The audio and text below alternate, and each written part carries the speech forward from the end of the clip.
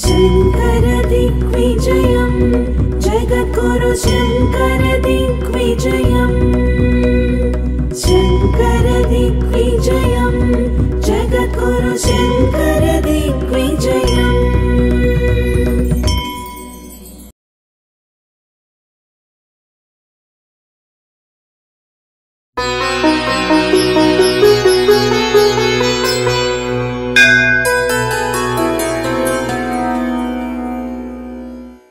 ఏ మహాపురుషుని పేరును స్మరిస్తేనే సమస్త పాపములు క్షయమై సమస్త సన్మంగళములు చేకూరుతాయో ఆ మహానుభావుడైన జగద్గురు ఆదిశంకరుల దివ్య చరితమే శంకర విజయము 7వ భాగము.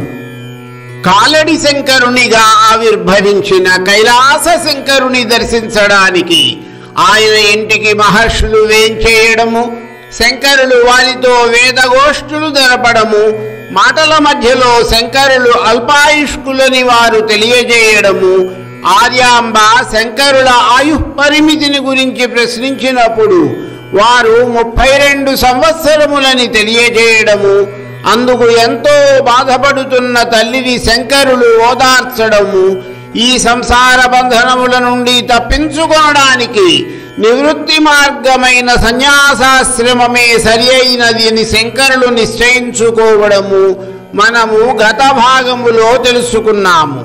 తరువాత ఏం జరిగింది అనే విషయమును ఈ భాగములో తెలుసుకుందాము. తాను సంసార బంధనముల నుండి ఆత్మబంధముల నుండి విముక్తి పొందడానికి సన్యాసము తీసుకోదలచిన విషయమును శంకరులు తల్లికి తెలిపారు. ఇది ఆమెకు దెబ్బ మీద దెబ్బలా తోచింది. ఆమె దుఃఖము పెరిగిపోయింది.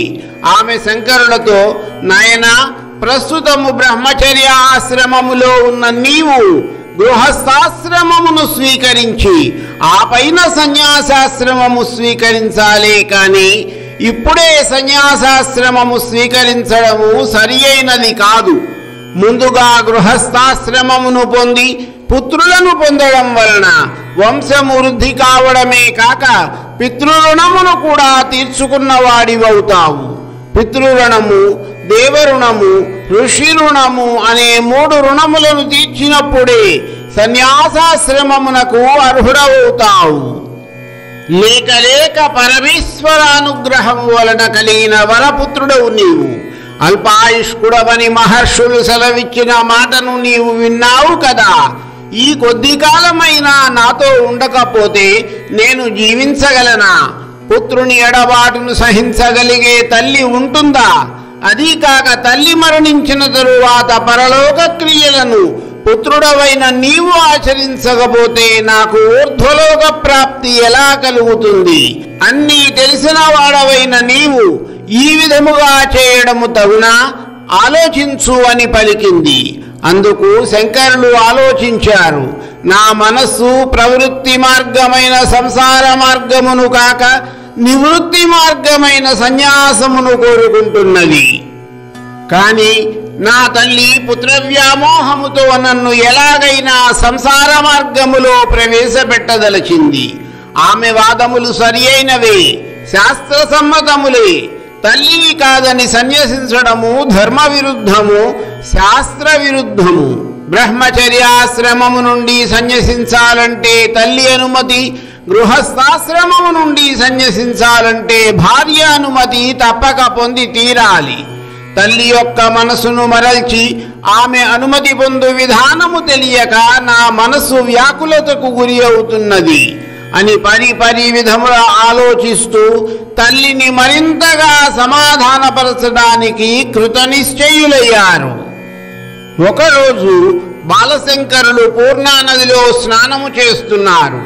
ఆ సమయంలో ఒక మొసలి శంకరుల పాదములను గట్టిగా పట్టుకుని లాగసాగింది. కాళ్లను పట్టుకున్న ఆ మొసలి తల మాత్రము నీటిపై కనిపించేలా ఆయనను నదీ మధ్యకు లాగుకుని పోసాగింది. అప్పుడు శంకరులు ఒడ్డున ఉన్న తల్లితో, అమ్మా, ఒక పెద్ద మొసలి నా 2 పాదములను పట్టుకుని నదిలో లాగుకొని పోతున్నది. నాకు బలము చాలడం లేదు. నన్ను కాపాడు వారెవరో అర్థము కాకున్నది అని బిగ్గరగా అరవసాగారు. ఒడ్డున ఉన్న తల్లి ఆర్యాంబ కూడా ఏమీ చేయలేక నిస్సహాయురాలై నీటి పాలవుతున్న బిడ్డను చూసి బిగ్గరగా రోదించసాగింది. అయ్యో, నాది ఎంత దీనమైన బ్రతుకైపోయింది. నాకు జీవితాంతము తోడుగా ఉంటారనుకున్న నా భర్త కనీసము శంకరుని ఉపనయనము కూడా చూడకుండానే మరణించారు. కనీసము బిడ్డనైనా చూసుకుని కాలము గడుపుదామనుకుంటే ఇప్పుడు అతడు కూడా గంగ పాలవుతున్నాడు. శంకర, నాకు ఎందుకిలా చేస్తున్నావు? నేను జీవితమంతా నిన్నే ఆరాధించాను కదా. నీవు శుభంకరుడవని, సమస్త సన్మంగళములను ప్రసాదిస్తావని శాస్త్రములు చెబుతున్నాయి. కానీ నాకేమో జీవితములో అన్ని అశుభములు సంభవిస్తున్నాయి. ముందుగా నాకు మరణము సంభవించిన ఇవన్నీ చూడవలసిన అగత్యము లేకుండా పోయేది కదా అంటూ పరి విధములుగా రోదించసాగింది. స్వయముగా కాలడి శంకరునిగా ఆవిర్భవించిన కైలాస శంకరుని మాయను గమనించండి.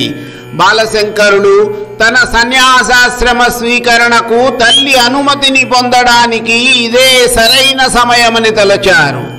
తల్లితో, అమ్మా, ఈ మొసలి క్రమక్రమముగా నన్ను నదిలోకి లాగివేస్తున్నది. ఇలా అయితే ఈ మొసలి నన్ను మృంగివేయడం ఖాయము. నెమ్మదిగా నేను నీటిలోకి మునిగిపోతున్నాను. ఇలా అయితే నేను ఎక్కువసేపు బ్రతుకలేను. నీవు గనుక నేను సన్యాసాశ్రమము స్వీకరించడానికి అనుమతినిచ్చినట్లయితే ఈ మొసలి నన్ను విడిచిపెడుతుంది. నేను బ్రతికిపోతాను. లేకపోతే ఈ మొసలి నన్ను భక్షించి నా జీవితమే వ్యర్థమైపోతుంది. శంకరుల మాటలు విన్న తల్లికి ఏం చేయాలో పాలుపోవడం లేదు.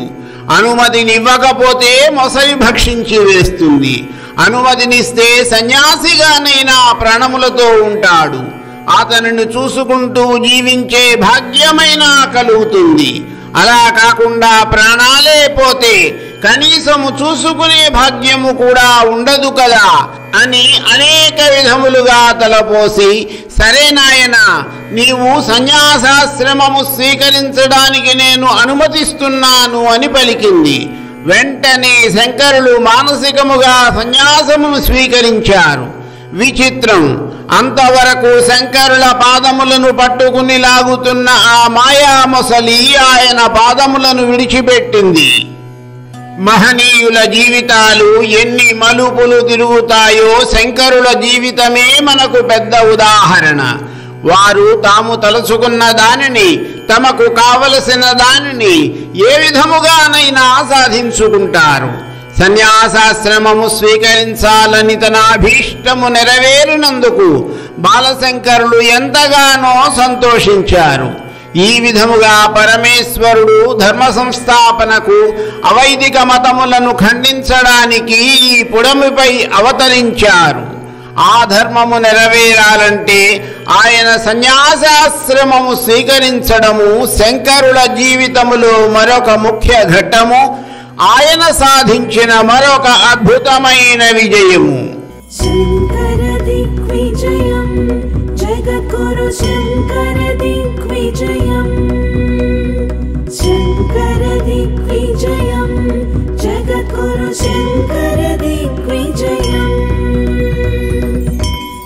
మిగిలినది తరువాయి భాగములో.